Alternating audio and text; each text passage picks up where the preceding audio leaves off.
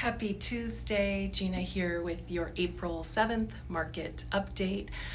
Many of you weren't able to view the video last week, so today will be a repeat of what I went over as it still applies. Although we have seen a bump in the market over the past week, obviously the market remains tumultuous and volatile. The fear index is still incredibly high.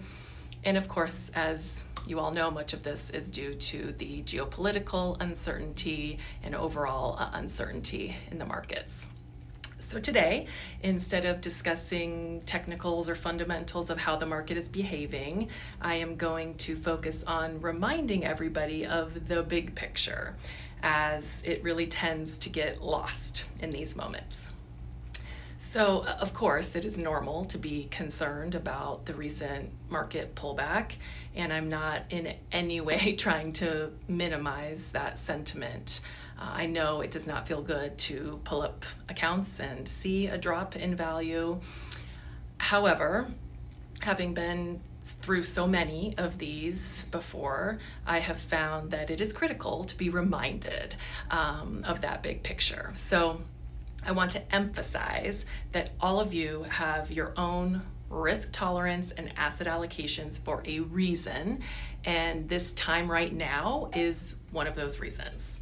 So if, for example, you happen to be a 60-40 risk tolerance, meaning 60% of your portfolio is invested in the stock market, that means we have 40%, or maybe yours is 30 or 20%, whatever your risk tolerance is, that is not invested in the stock market.